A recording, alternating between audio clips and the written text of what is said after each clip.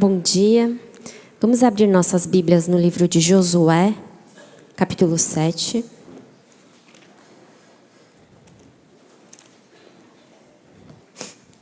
Josué, capítulo 7, versículos 6 a 13.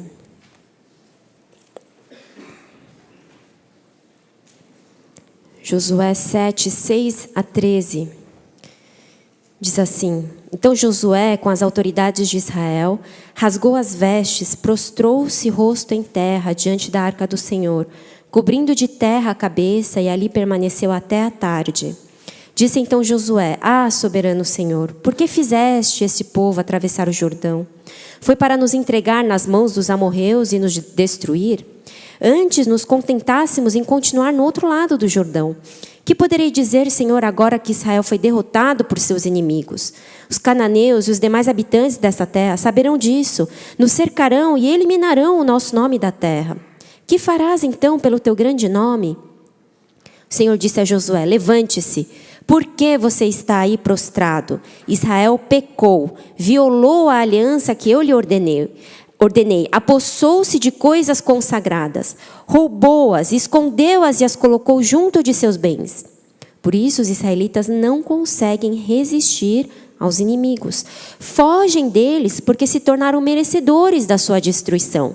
Não estarei mais com vocês, se não destruírem do meio de vocês o que foi consagrado à destruição. Vá, santifique o povo, diga-lhes, santifiquem-se para amanhã, pois assim diz o Senhor, o Deus de Israel: há coisas consagradas à destruição no meio de vocês, ó Israel. Vocês não conseguirão resistir aos seus inimigos enquanto não as retirarem. O texto que nós lemos aqui agora, ele relata a derrota que os israelitas sofreram na cidade de Ai. Então, o que estava acontecendo aqui é que Deus levantou Josué como o líder que ia conduzir o povo de Israel para a conquista da terra de Canaã, depois que Moisés morre. Eles atravessam o Jordão. Deus, então, dá estratégia para derrubarem as muralhas de Jericó. Então, Deus derruba a muralha, eles entram na cidade de Jericó, e a ordem de Deus é para que eles destruam tudo o que há na cidade. A gente pode ver no capítulo 7, no capítulo 6, no versículo 17. E Deus diz para destruir toda a cidade de Jericó e tudo o que nela existe. Então, eles lutam, ganham a batalha, conquistam Jericó. Mas um dos homens do exército de Israel, ele se aposta de alguns objetos ali, que é o que a gente chama de despojos da guerra. E embora Deus tivesse dito para destruir tudo, ele cobiça, ele rouba e ele esconde debaixo da sua tenda. A batalha seguinte, então, a cidade seguinte a ser conquistada é a cidade de Ai. Então, o que acontece? Josué manda alguns homens do seu exército para fazerem um levantamento da situação, da capacidade do exército que eles vão enfrentar e assim por diante. Então, os homens vão, olham a cidade de Ai, e quando eles voltam, no versículo 2 do capítulo 7, eles dizem: não é preciso que todos avancem contra Ai. Enviem uns 2 ou 3 mil homens para atacá-la. Não canse todo o exército, pois eles são poucos. Ou seja, essa batalha contra Ai era uma batalha fácil, aparentemente não complicada. E, no entanto, o exército de Israel perde essa segunda batalha. Essa batalha na cidade de Ai. Eles são humilhados e eles até mesmo perdem alguns dos seus homens. Versículos 4 e 5. Os homens de Ai chegaram a matar 36 deles, dos israelitas.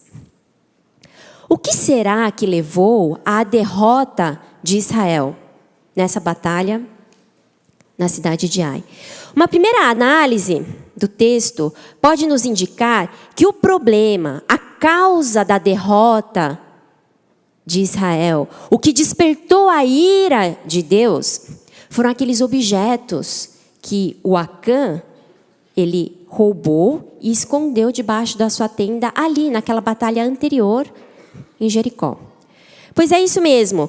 Nos versículos 11 e 12, quando Josué vai reclamar para Deus, Deus, o que é isso? Porque aparentemente a luta contra Ai era muito mais fácil do que a luta que eles tiveram em Jericó. Tanto é que os homens que foram fazer aquele levantamento de dados falaram, não vamos cansar o exército. Manda só 2 ou 3 mil homens, está fácil. Mas eles perderam aquela batalha. Então Josué entendeu que a mão de Deus estava ali. Alguma coisa estava errada. Então Josué vai dizer, Deus, o que é que está errado? Qual é o problema? Por que o Senhor interviu aqui e fez com que nós apanhássemos desses homens de Ai? E Deus vai dizer o quê? Israel pecou, violou a aliança que eu lhe ordenei, versículos 11 e 12 que nós lemos. Apossou-se de coisas consagradas, roubou-as, escondeu-as, colocou junto de seus bens. Por isso, os israelitas não conseguem resistir aos inimigos, fogem deles, porque se tornaram merecedores da sua destruição. Que objeto, afinal de contas, que objetos foram esses? Dos quais Acã se apossou e escondeu, que levaram à derrota vergonhosa na batalha na cidade de Ai. Então Deus vai dizer, tem alguém aí que pecou. E aí eles vão investigar, o Espírito de Deus mesmo vai revelando, tribo por tribo, família por família, homem por homem, até que Acã é revelado como aquele que havia se apossado das coisas consagradas que Deus havia dito para destruir.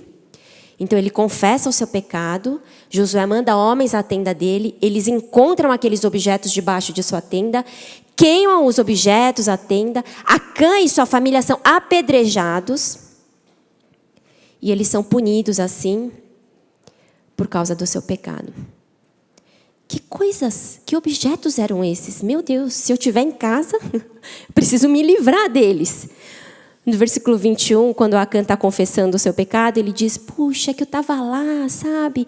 E aí eu vi aquela bela capa feita na Babilônia, 2,4 kg de prata, uma barra de ouro de 600 gramas. Então eu cobicei, eu me apossei, eu escondi. Teria sido a presença desses objetos, por si, que desagradaram a Deus e causaram a derrota dos israelitas na batalha contra Ai? Parece que não. Porque se a gente continuar a ler, no capítulo 8, Deus dá uma segunda chance a Josué e ao seu exército. Josué, agora vocês vão atacar Ai de novo. E dessa vez eu vou dar a vitória para vocês. Agora quem está mandando é Deus. Ele diz, agora você leva todo o seu exército. Pode mostrar para a gente, por favor, a primeira passagem aí, capítulo 8, versículos 1 e 2. Deus diz a Josué, não tenha medo, não desanime, leve todo o exército com você e avance contra Ai. Eu entreguei nas suas mãos o rei de Ai, seu povo, sua cidade e sua terra. Você fará com Ai e seu rei o que fez com Jericó e seu rei. E desta vez, vocês poderão se apossar dos despojos e dos animais. Prepare uma emboscada atrás da cidade. Aí alguns vão dizer, puxa Deus, que mancado, coitado do Acã. Né? O senhor falou que não podia, mas aí ele pegou e escondeu, ele foi apedrejado, foi punido por causa disso, e agora o senhor está falando que agora pode? Está de brincadeira? E essa história nos faz lembrar do que acontece com Abraão também. Abraão não pediu, foi Deus que chamou Abraão, sai da sua terra. Eu te escolhi, eu vou fazer a sua descendência maior do que as estrelas do céu, do que a areia do mar. De ti eu vou fazer uma grande nação, seu nome vai ser famoso e conhecido na terra. Eu vou te dar um herdeiro. Com a Sara estéril, eles avançados em idade. Abraão fala, bom, se o senhor está dizendo, tá bom, então eu creio. Aí Deus dá o Isaac. E aí o que ele faz depois? Abraão, me devolve. Sacrifica. Deus, tá de brincadeira? É para ficar ou é para dar? Mas é para ficar com os despojos ou não pode? Então nós notamos e percebemos que a essência do problema, do pecado que levou à derrota de Israel na batalha contra Ai, não eram os objetos, aqueles objetos em si, a capa, a prata, o ouro. Tem alguma outra coisa aí que foi o fator, a causa da derrota de Israel. Por aí, é uma questão de essência do problema. Aí, quando eu falo de essência do problema, as mulheres têm mais facilidade de entender, né? As mulheres, quando elas dizem, não é isso, né? É isso, mas não é, né? As mulheres não costumam dizer. E aí eu queria compartilhar com vocês uma conversa que eu tive com meu marido outro dia na cozinha. E depois do jantar, né? Eu ia lavar a louça e ele chegou e falou na porta da cozinha: você quer que eu lave a louça? E eu fiquei irritada, né? E isso já vinha acontecendo várias vezes, até que um dia ele perguntou: Linda, por que você fica irritada quando eu pergunto para você se você quer que eu lave a louça? Aí eu expliquei para ele. Eu falei, porque eu não quero que você... Porque quando você pergunta, você quer que eu lave a louça? O que eu entendo, porque os homens sabem, né, que as mulheres elas entendem o que elas querem, né, do que os homens dizem. Porque elas são mulheres, né? E eu também sou mulher. Então eu falei para ele, quando você fala, você quer que eu lave a louça? O que eu entendo você dizer é, olha, não estou nem um pouco a fim de lavar essa louça aí, mas se precisar, eu lavo. Você quer que eu lave a louça? Eu falei para ele, eu entendo isso, por isso eu fico irritada. Aí ele fez aquela cara. Aí ele respirou fundo, com a paciência que Deus lhe deu para ser meu marido. Tá, ele não entendeu. E ele nem procurou entender, porque ele já desistiu. Ele falou, tá bom, então como você quer que eu pergunte? Como eu tenho que oferecer a minha ajuda? Eu falei, então, você não tem que perguntar. Eu não quero que você pergunte, você quer que eu lave a louça? Eu quero que você chegue na cozinha e diga, hoje eu vou lavar a louça. Aí ele falou, tá bom, linda, hoje eu vou lavar a louça. Que eu estava ali na pia. Daí eu falei, obrigada. Não precisa, deixa que eu lavo. Porque a questão... para mim, não é quem vai lavar a louça. Mas eu queria me sentir segura, de saber que ele realmente lavaria a louça, que ele está disposto a isso, a participar, a me ajudar, a dividir as tarefas, que ele sabe que eu estou cansada, que a gente voltou do trabalho, que eu cozinhei, agora tem que lavar a louça e depois tem que dar banho nas crianças, aquela confusão. Então eu quero saber, ter a convicção, a certeza de que ele está lá, que ele vai lavar para mim. Não porque tem que cumprir o protocolo de bom marido, mas porque de fato ele quer fazer isso. Agora, lavar a louça de fato mesmo, na verdade, eu prefiro lavar, né? Porque é mais rápido assim, sabe? Né? Porque ele é muito caprichoso, então ele, né, vai, demora, né? E fica, tem 3 quilos para dar banho, aquela coisa, né? Rapidinho. Então, não é uma questão de quem vai lavar, mas é o coração dele. Saber que, sim, ele lavaria, ele vai lavar. Se eu pedir, se eu quiser. É uma questão de essência. Esse conflito de essência da coisa, ele está presente também no nosso relacionamento com Deus. Na verdade, foi para resolver isso, essa questão da essência, que Cristo morreu na cruz. Porque quando estamos debaixo da lei, ali não se fala de essência. Se fala de cumprimento de regras, de exterior, de obediência cega. Não há necessidade de amor. É só zelo. Mas quando Cristo, ele morre na cruz, e a palavra diz, ele nos tira desse jugo da escravidão da lei e nos traz para a lei do amor, para um relacionamento. Aqui, o que é difícil é que não basta cumprir regras. É preciso cultivar um relacionamento. Mas a gente quer, é mais fácil viver a religião. Deus, me dá uma lista aí, vai, do que é pecado e o que não é pecado. Vai, facilita o negócio. Aí a gente vai vivendo, tentando fazer o que não é pecado e tentando evitar o que é pecado. Então nós vamos nos tornando cristãos assim, cansados, sobrecarregados. O irmão chega e fala, tudo bem? Aí você fala, por que você está perguntando isso? Por que você acha que eu não estou com uma cara? Onde você estava, né, que você não veio? Porque eu tenho que vir em toda reunião e tal. Então a gente vai se sentindo assim, acuado, cobrado, debaixo da lei, das regras. E a gente esquece que Cristo morreu naquela cruz para nos libertar desse jugo de escravidão. Mas sabe por que é mais fácil? Porque a gente insiste em querer essa lista dos podes e não podes. Porque para viver uma religião, para viver cumprindo regras, Deus não precisa estar no centro da minha vida.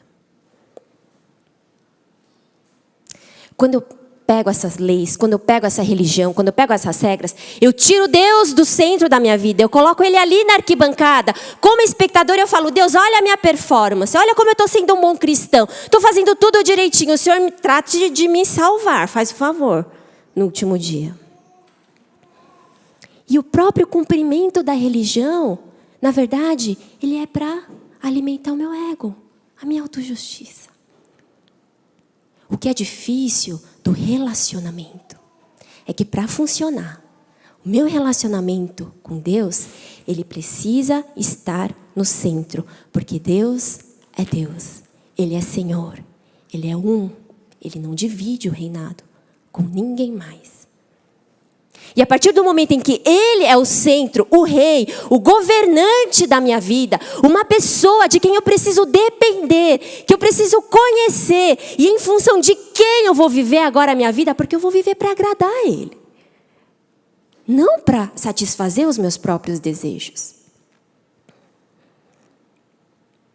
É para isso que Deus nos chama. Esse é o relacionamento de amor que Cristo viabilizou na cruz, quando Ele morreu e ressuscitou. Quando eles conquistaram Jericó, o povo de Israel, eles conquistaram de uma forma um tanto quanto fácil. Deus deu estratégia, foi Deus que lutou. Primeiro dia dá uma volta em torno da muralha, segundo dia 2 voltas, terceiro dia 3 voltas, vai, toca a trombeta, grita. Aí as muralhas caíram e Deus confundiu o exército inimigo e eles conquistaram a cidade de Jericó. E parece que nesse processo, em algum momento, o coração deles se encheu de orgulho. Talvez acreditando que eles tivessem mérito na conquista de Jericó. Por isso que quando eles vão lutar contra Ai, não precisa cansar o exército todo não. Vai uns 2, 3, tá fácil, esse aí tá fácil. Como se dependesse de sua própria força. Em algum momento o seu coração deixou de ser inteiramente para Deus. Em algum momento ali eles acharam que só cumprindo as regras, que só seguindo uma religião, a vitória estava garantida. A salvação estava garantida. E Deus vai ensinar para eles que não. Porque a salvação não está numa religião, não está em regras, não está na lei. A salvação está em uma pessoa. Jesus disse, venham a mim. Eu sou o caminho, a verdade e a vida.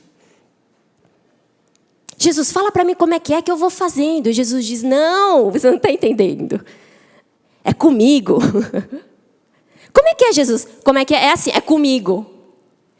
É a sua pessoa, o Deus vivo, o seu Espírito Santo dentro de nós, se movendo, falando conosco, nos ensinando o que é o certo, que agrada a Deus, nos fazendo entender o que essa palavra diz, porque a palavra que Deus nos dá não é uma lei morta, só formada por letras, mas é palavra que traz vida, que vivifica o nosso espírito. Isso é a salvação. Esse é o convite que Deus nos faz. Quando Ele nos diz, venham a mim. Então é esse o Espírito Santo que vai nos convencer do pecado, da justiça, do juízo, que vai nos fazer compreender a palavra, que vai nos fazer entender e enxergar quem é Deus, que vai nos guiar pelo caminho que o agrada, que vai nos manter em dependência, em humildade, perto de Deus. Porque Ele é a salvação, a resposta. Para isso Ele precisa estar no centro. Não funciona se a gente tirar Ele e pedir para Ele só assistir a nossa performance. Cristo não morreu na cruz para vivermos um cristianismo de julgo, de culpa, de performance. Ele morreu na cruz para podermos ser habitação, morada dele mesmo, do Espírito Santo.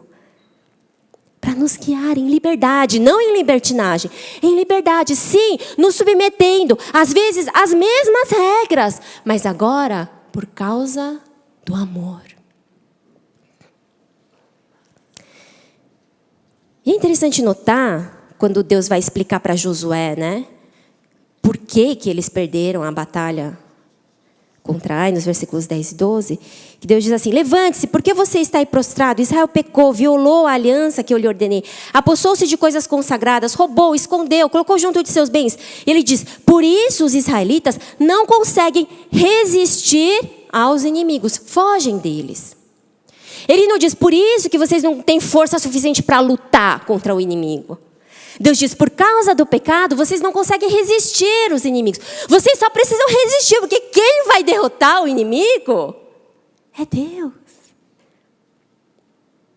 E é por isso que Tiago também nos ensina, no capítulo 4, versículo 7.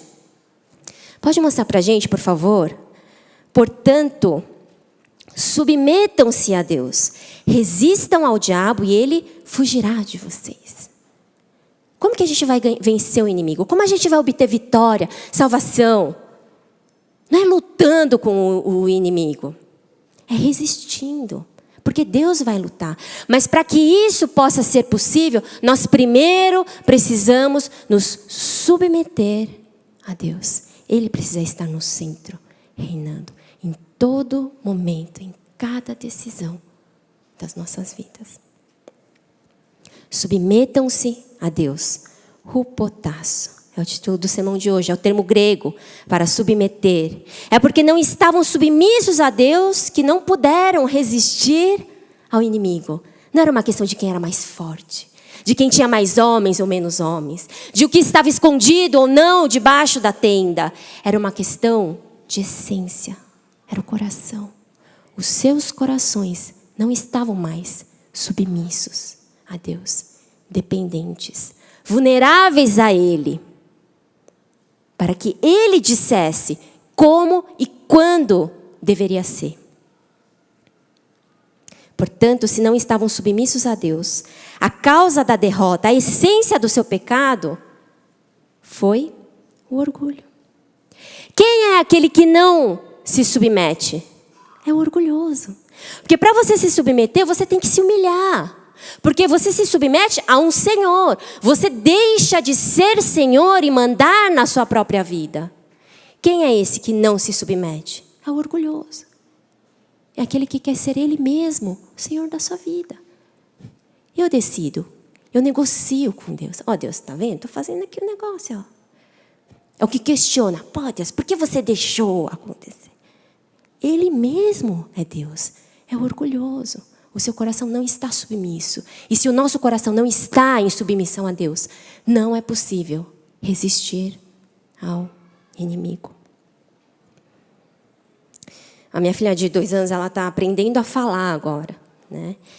E esse negócio de que as mães entendem tudo o que os filhos falam é um mito, né? Porque algumas coisas eu entendo, mas... E aí, às vezes, eu estou lá no computador, no quarto, e aí eu ouço minha filha lá da cozinha com a tia que me ajuda em casa com as crianças. E ela fala: tia, aí a tia fala para ela: não sei, vai perguntar para a mamãe, eu estou ouvindo lá no quarto. Aí ela vem correndo, de 2 anos: mamãe, pode? Aí eu falo para ela: o quê, filha? Pode? Eu falo: pode o quê, filha? Eu falei: Dani, eu não sei. Ela: aí ela vai correndo e fala: tia, a mamãe pode. Quando ela veio me perguntar, o coração dela não estava aqui. Preocupado. Interessado, na verdade, com a minha permissão. O coração dela já estava lá, na bala, sei lá, no quê, que com certeza eu não ia deixar ela comer. Então ela vem só para dizer: tá, sabe, descargo de consciência. Para dizer: não, eu perguntei para Deus, né? Tá, eu dei uma lidinha na Bíblia, fiz uma devocionalzinha, participei de uma fazendinha. Mas é uma questão da essência, do coração. Eu, de fato, estou interessado em ser aprovado por Deus?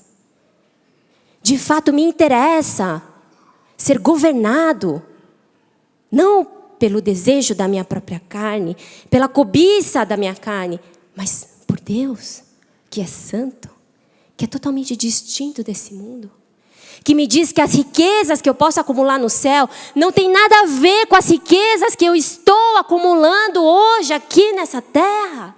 Eu estou interessado em entregar o senhorio da minha vida a esse Deus.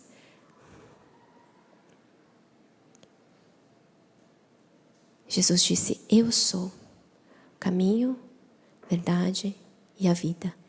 Ninguém pode ir ao Pai a não ser por mim.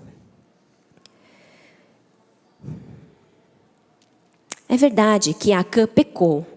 Quando ele desobedeceu, quando ele cobiçou, ele roubou, se apossou e ainda tentou esconder de Deus. É verdade, Acã pecou. Mas o problema, a essência, o problema maior aqui, que impede que possamos resistir ao inimigo e sermos salvos, não está em coisas, em regras, em atitudes, boas ou más, mas na essência do nosso coração. Quem está governando o nosso coração? Submetam-se a Deus. O potasso.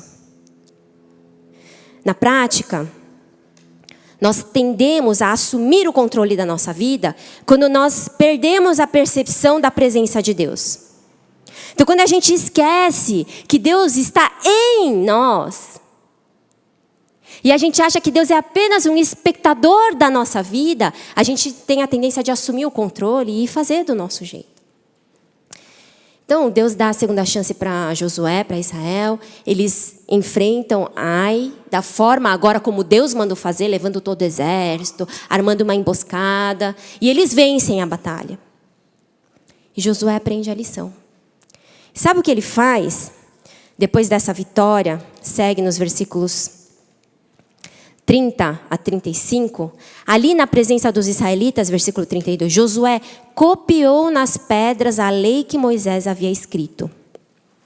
Versículo 34, em seguida Josué leu todas as palavras da lei, a bênção e a maldição, segundo o que está escrito no livro da lei. Não houve uma só palavra de tudo que Moisés tinha ordenado que Josué não lesse para toda a assembleia de Israel. Josué entendeu, puxa, foi ali que a gente errou. A gente deixou de prestar atenção à palavra de Deus. A gente perdeu a percepção de que é Deus que está no controle. A gente se esqueceu de consultar aquele que é o Senhor. Então agora o que ele faz? Ele ergue um monumento e ali nas pedras ele vai copiar a lei de Moisés. E ele vai ler para todo o povo. Como se estivesse dizendo, gente, não vamos mais pisar na bola. O segredo para a vitória, para a salvação, é se submeter a Deus. E se submeter ao senhorio, ao direcionamento, ao reinado de Deus, vai implicar necessariamente numa busca insaciável por conhecer Deus e sua vontade. E como nós podemos fazê-lo? Através da palavra. Se eu digo que não, Jesus é o Senhor da minha vida, eu estou vivendo em submissão, mas eu não sei nada quem Deus é, sobre o que o agrada, sobre o que o desagrada, é mentira, é impossível eu dizer que eu estou vivendo uma vida para agradar a um Deus que eu não conheço e que eu nem sei o que agrada ou desagrada. Por isso, se de fato queremos nos submeter ao seu senhorio, se de fato queremos que o nosso coração esteja submisso a Deus, nós precisamos urgentemente amar a palavra de Deus, meditar, estudar e, claro, praticar. O orgulhoso não procura conhecer o seu Senhor e a vontade dele, porque ele mesmo é o Senhor. O que importa é satisfazer a sua própria vontade. O humilde, aquele que está em submissão a Deus, esse sim, terá fome e sede da palavra. Porque Deus, Ele escolheu a palavra para se revelar, para dizer a nós quem Ele é. E para nos dar todas as dicas daquilo que o agrada ou desagrada. Então, conhecendo a palavra. Não a letra que mata, mas o espírito que vivifica. E ajustando as nossas vidas a essa palavra de Deus. Então, sim, poderemos encontrar o agrado e a alegria de Deus sobre nossas vidas. Porque quando fizermos assim, buscarmos conhecê-lo, sua vontade, e vivermos, nós estaremos em submissão, hupotasso, a Deus. O chamado de Deus não é para vivermos debaixo da lei. O chamado de Deus é para amá-lo de todo o coração, força, alma e entendimento. Amar é conhecer, é viver para agradar a pessoa amada. Que Deus tenha misericórdia de nós, para que não sejamos orgulhosos, para que não encontremos derrota e destruição, para que não sejamos envergonhados, não podendo resistir ao inimigo, tendo que fugir do inimigo, porque não estamos em submissão a ele, mas que ele possa encontrar em cada um de nós. Homens e mulheres, filhos e filhas, submissos, que entregaram o controle de suas vidas ao seu Senhor e ao seu governo, que vivem dia após dia se alimentando da palavra, procurando conhecer a pessoa de Deus, conhecer o seu coração e vivendo para satisfazer o coração daquele que entregou a sua própria vida, para viabilizar esse relacionamento de amor. Amém? Vamos ter um minuto de oração?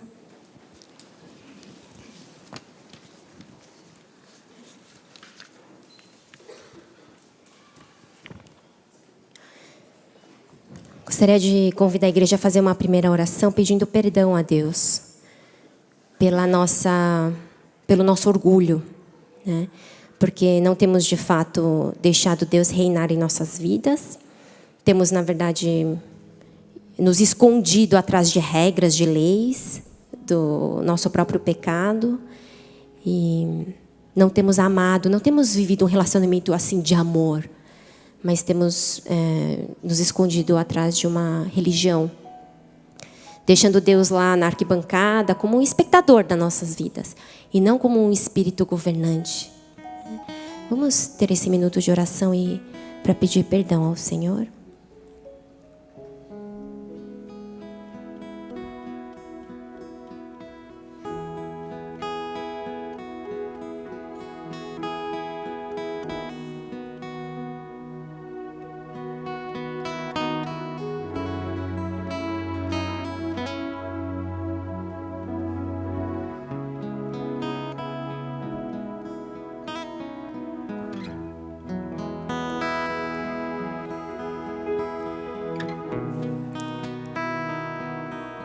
Senhor, obrigada pela Tua presença aqui no nosso meio. Obrigada pela Tua palavra, que nos dá vida, que nos corrige, que nos orienta, que nos salva. Aumenta a nossa fé, nos dá humildade. Aplana, Senhor, os vales soberbos e orgulhosos, no nosso coração e em nosso caráter. Ajuda-nos a submetermos-nos a Ti. Queremos convidá-lo, Pai, mais uma vez e todos os dias a vir reinar sobre nossas vidas, sobre a nossa família, o nosso trabalho, os nossos estudos, a nossa igreja, a nossa sociedade. Enche-nos com Teu Espírito Santo para nos guiar nesse relacionamento de amor contigo, por causa do qual nós buscamos com muita sede e fome a Tua palavra, para Te conhecer, para conhecer o Teu coração e para viver, para satisfazer os desejos do Teu coração. Guia-nos assim, Pai, e nos salva pela Tua graça e misericórdia. É o que Te pedimos e agradecidos oramos. Em nome de Jesus. Amém.